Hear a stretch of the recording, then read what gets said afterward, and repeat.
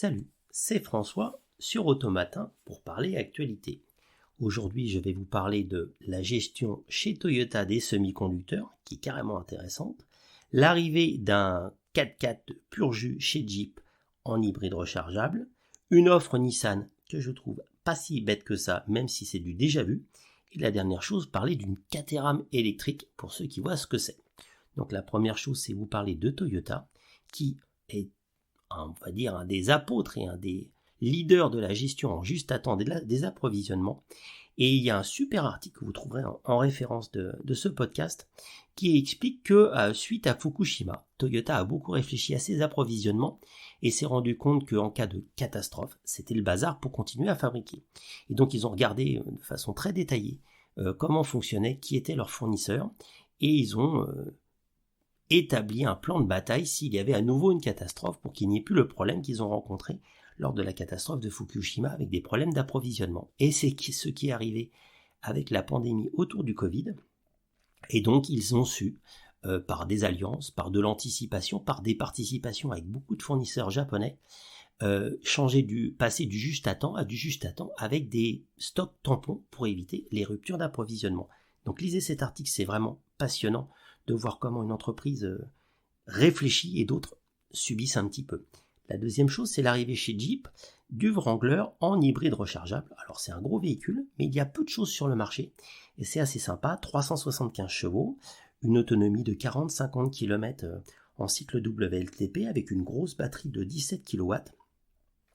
Et d'après les éléments qui sont indiqués, avec une quantité de CO2 de 79 grammes de CO2 par kilomètre, ce qui devrait permettre de ne pas avoir une trop grosse taxe sur les véhicules de société. Donc un produit intéressant qui arrive en 2021 en France avec un tarif qui commence à 71 000 €, donc pas à la portée de toutes les bourses, mais avec pas beaucoup de concurrents en face.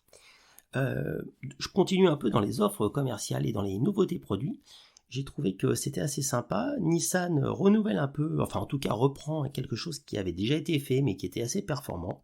Il propose sur un principe de 37 mois d'avoir une Nissan Leaf en location longue durée pour 99 €.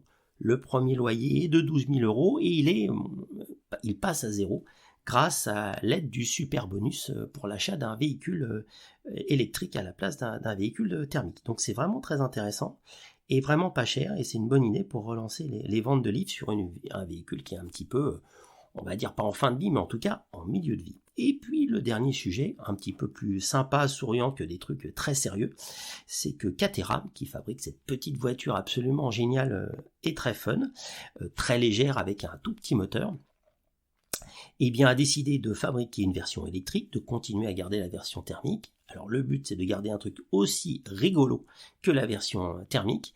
Et là, ils ont annoncé donc ils se lançaient, que ça allait arriver en 2023 et qu'ils n'allaient pas acheter une chaîne de traction, quelque chose qui existait déjà, parce qu'ils veulent garder vraiment l'essence de Caterham. Donc ils vont acheter des batteries, ils vont acheter un moteur et essayer de garder l'essence du fun de Caterham. Donc un article aussi très sympa sur cette voiture, très très mignonne.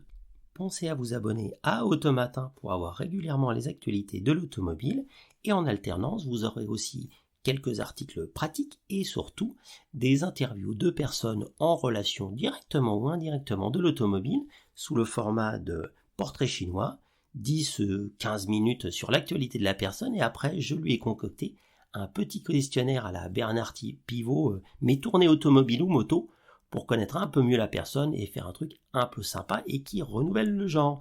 Donc n'hésitez pas à vous abonner.